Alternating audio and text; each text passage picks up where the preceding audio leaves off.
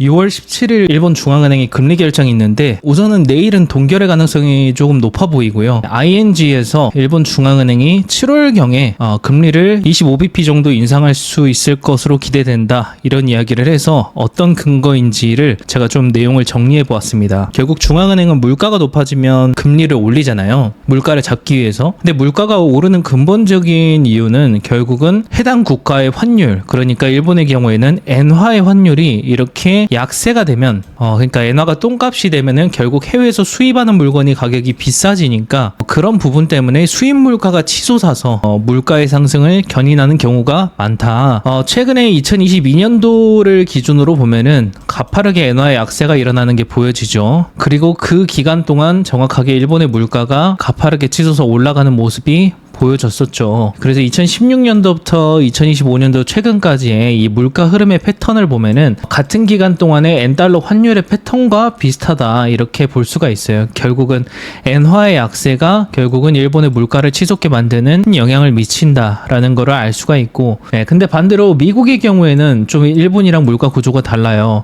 미국은 전체 물가의 30% 정도가 주거 물가인데 주거 물가를 제외한 나머지 물가들은 뭐 1% 수준 이고 높은 물가를 차지하고 있는 게 주거 물가거든요. 그래서 주거 물가가 여전히 4%대로 높게 유지되고 있다 보니까 임대료가 비싸다 보니까 전체 물가 자체가 이렇게 한 2%대에서 머무르고 있는 그런 모습인 거죠. 물론 최근에는 연준의 MBS 축소 정책으로 인해서 주거 물가가 빠르게 이렇게 잡혀오고 있긴 하지만 어쨌든 미국의 물가는 주거 물가 중심의 물가 구조이다. 그래서 정리하면은 미국은 주거 물가가 견인한 물가 상승이었는데 일본의 경우에는 좀 달라요. 보시면 일본 안에서의 이 네 가지 주요 물가 파트를 분류해서 왔는데 식품 물가, 상품 물가, 그리고 주거 물가, 그리고 뭐 서비스 물가 이렇게 뽑아왔는데 사실 임대료 물가나 서비스 물가들은 뭐 임대료 같은 경우에는 0.5% 미만이고 그리고 서비스 물가는 1% 수준이기 때문에 사실 일본 전체 물가에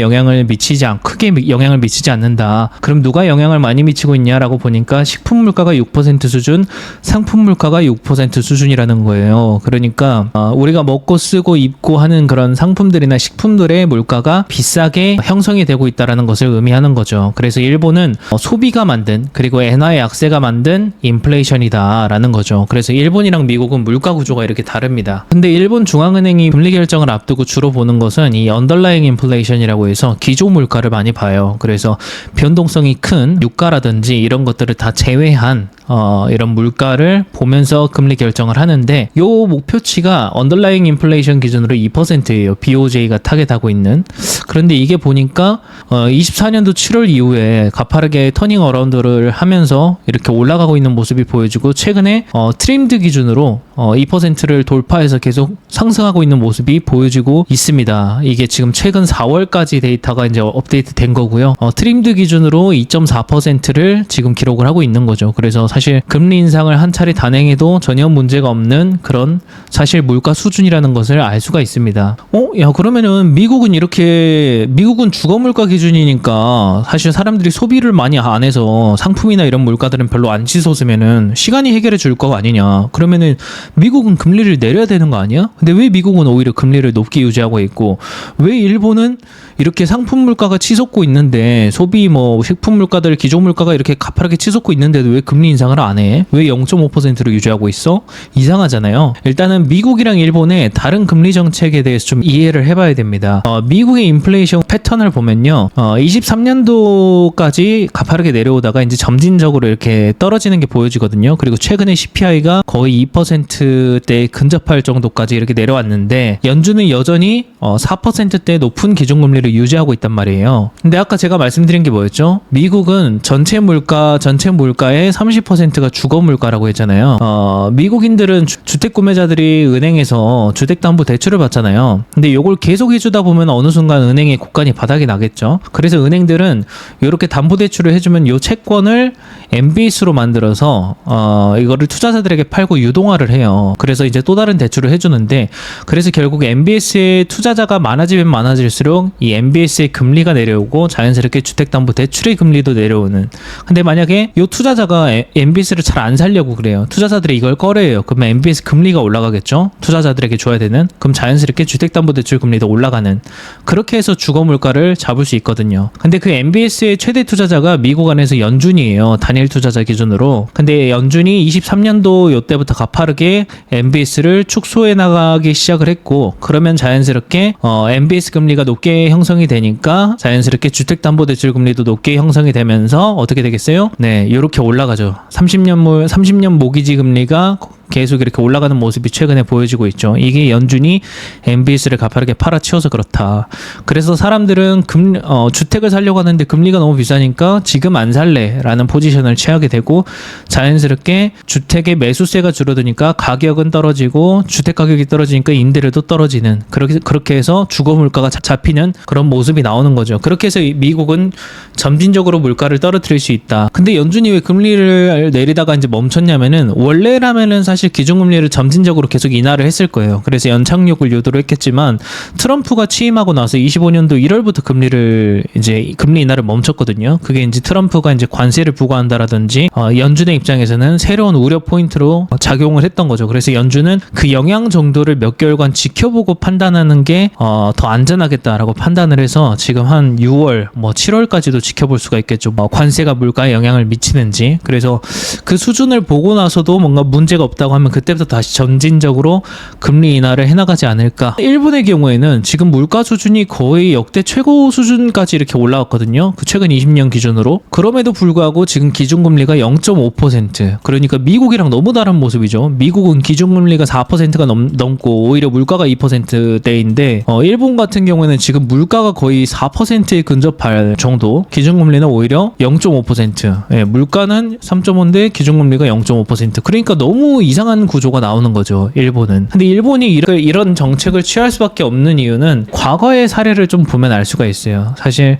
일본이 요 기간 동안에 실업률이 미친 듯이 올라갔었던 상황이 있었는데, 이때가 2000년대부터 2015년 요 사이 정도의 높은 실업률을 유지했거든요. 그리고 실제 그때 보면은 일본의 평균급여나 이런 것들도 계속 동결을 하거나 오히려 감소하는 모습을 보였습니다. 그 기간 동안에 일본은 디플레이션을 경험을 해요. 인플레가 아니라 디플레이션을 이렇게 경험을 하면서 자연스럽게 일본의 주거용 부동산도 가격이 마이너스를 계속 10년 이상, 거의 20년 가까이 이렇게 기록을 하는 모습을 보였죠. 특히 2000년도부터 2015년도까지 엔달러 환율을 보면은 엔화가 계속 강세가 됐거든요. 달러당 80엔까지도 가고 막 그랬었는데, 이 당시 때 보면은 일본의 무역 수지가 이렇게 가파르게 떨어지면서 적자 전환을 하는 게 보여져요. 그 기간 동안에 실업률이 이렇게 높은 수준을 유지를 했었고, 그 기간 동안에 급여도 안 오르고, 디플레이션 구간에 빠져나오지 못했던 그런 모습들이 나왔던 거죠. 주택 가격도 마이너스를 10몇 년 동안 이렇게 기록을 하고,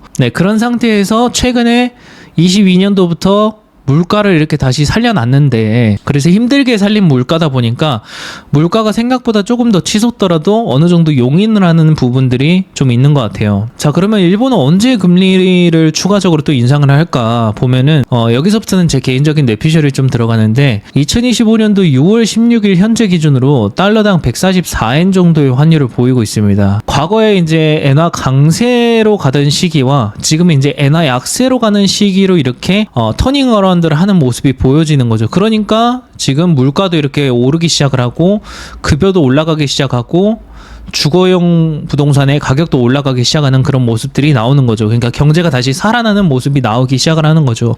그래서 일본의 입장에서도 갑자기 엔화의 강세를 이렇게 만들지는 않을 것이다. 그러니까 시간을 두고 점진적인 조정은 해 나가겠죠. 그런데 중요한 게 뭐냐면은 2025년도 6월 16일 기준으로 보더라도 여전히 엔화가 너무 약세를 유지를 하고 있고, 최근에 25년도 3월에 이제 일본의 대부분의 기업들, 대기업, 중견기업 대부분이 평균적으로 5% 이상의 임금 인상에 합의가 되면서 이제 급여도 올랐어요. 그래서 4월부터 대부분의 사람들의 급여가 또 5% 가까이 올라가다 보니까 지출을 할 수 있는 돈이 더 많아지게 된 거죠. 그러다 보니까 2025년도 2월, 3월까지는 점진적으로 물가가 떨어지다가 갑자기 4월 급여가 인상되고 나서 이제 춘투 급여 협상이라고 하거든요. 요 3월에 일어났던 게 그렇게 이제 대규모로 이제 급여 인상에 합의가 되고 나서 4월부터 다들 급여가 오르니까 도쿄 물가가 폭발적으로 증가하는 모습이 보여지고 이게 5월까지 계속 물가가 올라가는 모습이 보여지고 있단 말이에요. 근데 이 도쿄 물가가 보면은 사실 도쿄 물가나 일본의 전국 물가나 보면은 패턴이 비슷하게 간단 말이에요. 요렇게 비슷한 패턴으로 가거든요. 그러니까 도쿄는 도쿄 지역에 있는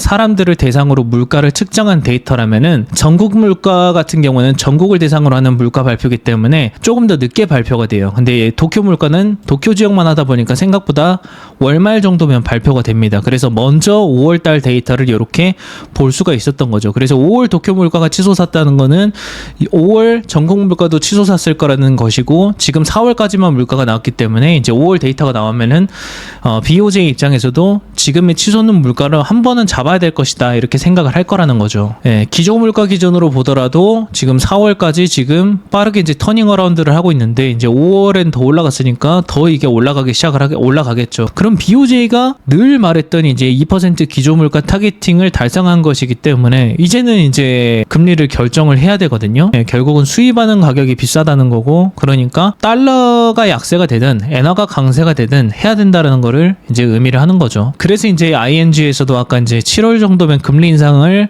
아마 할 것으로 기대가 된다라는 이야기를 하는 거고 근데 여기에서 이제 변수가 이제 미국 관세에 의한 영향을 BOJ가 확인하고 싶다라는 이야기를 했기 때문에 그래서 6월 17일 내일 금리를 당장 인상을 하기보다는 아마 한 달 정도의 물가 추이를 좀 더 지켜보고 나서 다음 달 정도 또는 다다음 달에 이렇게 금리를 인상해 나가지 않을까. 미국의 관세 부과에 대한 영향이 실제 일본 기업들에 그렇게까지 크게 영향을 미치지 않는다는 게 확인이 된다면 그래서 중요한 거는 시장의 흐름을 계속 체크하고 추적하고 해석하는 거라고 저는 생각을 합니다. 그런 관점에서 이제 아세안 패스가 지금 멤버십을 운영을 하고 있는데 그래서 나오는 지표들을 실시간으로 해석해서 공유를 바로바로 드리고 있는데 여러분 뭐 이런 고민들 많이 해보시지 않으셨나요? 뭐 이번 주에 연준이 하는 발언이 시장에 어떤 영향을 줄까? 뭐 아니면 다음 주에 발표되는 미국의 물가나 실업률이 어떤 영향을 미치고 우리는 이걸 어떻게 대비해야 될까? 뭐 아니면 트럼프의 새로운 정책 변화가 뭐 철강 관세라든지 뭐 이런 관세 새로운 정책 변화가 특정 산업이나 주식에 어떤 영향을 미칠까? 뭐 미국의 AI 주도주는 어떻게 돈을 벌고 남길까? 그리고 북미 월드컵이 내년에 이제 발생하는데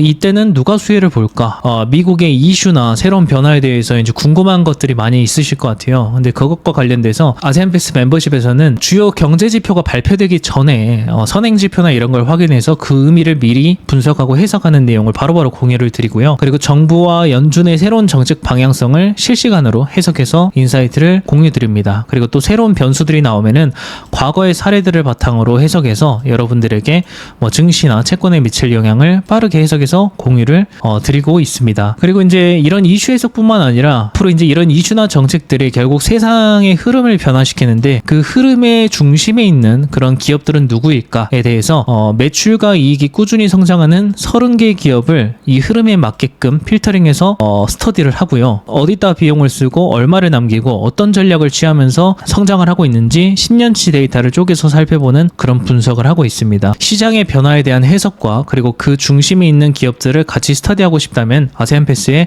멤버십에도 관심을 가져보시면 좋을 것 같습니다. 본 영상 고정 댓글에 있는 안내글을 한번 참조해보시면 좋을 것 같습니다. 오늘 영상이 도움이 되셨다면 구독과 좋아요, 알림 설정 부탁드리겠습니다. 시청해주셔서 감사합니다.